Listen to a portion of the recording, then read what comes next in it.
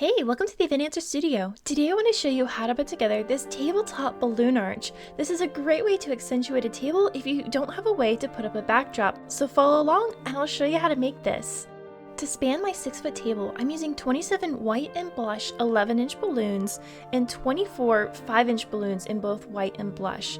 Now half of each of those I'm going to double stuff to give me a third color for this arch. To help me stuff those balloons, I'm going to use a balloon stick, but you could also use a chopstick or the eraser end of a pencil. So I'm going to take my blush balloon and stretch it over the end of my balloon stick so it's nice and straight, and then I'm going to slip the white balloon over the top of this so that both of the nozzles are touching each other. Then just pull the balloon stick out and repeat this with both the 11-inch and the 5-inch balloons. I'm going to inflate my 11-inch balloons 2 at a time until they're anywhere between 8 inches and 10 inches in diameter. Then I'm going to wrap the nozzles around twice and tie them together in a knot, and this will create a pair. Do this with all the 11-inch balloons so that they're an assortment of sizes and color combinations.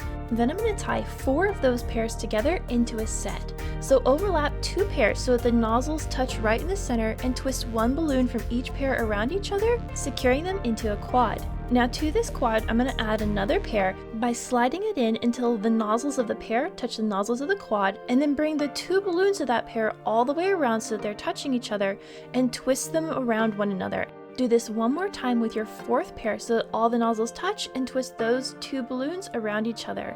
And what this will do will secure all the knots and nozzles right in the center of this cluster, and you won't have any pair accidentally pop off while we're trying to assemble the arch or have it be a little oblong. So once you've got all 4 of the pairs twisted together, it should look something like this in the center. One big knot with all the nozzles in a central location. I'll then repeat this step with the rest of my 11-inch balloons until I have 5 of these clusters ready to go. Next, I'm going to make some tiny cluster accents, so I'll inflate my 5-inch balloons using my hand pump to 3 pumps of air each, and I'm going to tie these 2 at a time together. So I'm going to inflate my first balloon to 3 pumps of air and then hold that nozzle underneath my finger that's holding onto the pump, inflate the second balloon to 3 pumps of air, and then just like we did with the larger balloons, tie them together into pairs. I wanted my small clusters to be a singular color, so I'm going to have 3 pairs of all one color, and I'm going to join them together into a 3-pair cluster, just like we did with the larger balloons. So once I've got 3 of those pairs secured together, I'm going to repeat this step so I've got 2 clusters in each of the 3 colors. For today's setup, I'm using a 6-foot-long table as well as this square table arch frame, which I'll have linked below if you'd like to use this one. If you'd rather have a rounded table arch, I'll also have a DIY version that you can do linked as well. Now if you use this square one, it's important that once you set it up, you secure all the joints, including the center and the corners, with tape so it doesn't shimmy around on us too much while we're adding our balloons. Starting on the corner of the frame, I'm going to take my first cluster, I'm going to slide the cluster straight down over the top of that frame so that the nozzles of that cluster are touching the very corner of that frame. This will give me a nice snug fit, and then once it's seated really nicely, I'm going to take 2 balloons that are on either side of that top pole and twist them around each other, and that will secure the cluster to the frame and I won't have to worry about it popping off later. In the same way, I'll add the other 4 clusters, making sure I evenly distribute them across the top of the pole, and I want to pay particular attention to the color distribution. So once I get all 5 of those up, I'm then going to take a step back and look at the colors and rotate the balloons around so I don't have too many of one color right next to each other. Now you'll notice that there are some gaps between these clusters, but don't worry, we're going to fill in those holes with our tiny clusters and some greenery. So to tie in those tiny clusters, I'm going to take a large rubber band and stretch it over one of the balloons in the tiny cluster until that rubber band is touching the nozzles. Then I'm going to look for any gaps where we can place this cluster and hold it loosely where I want it, and then look for any large balloon next to that gap that I can stretch the rubber band around, making sure that rubber band slides all the way in next to the nozzles of that large balloon so it's hidden from sight.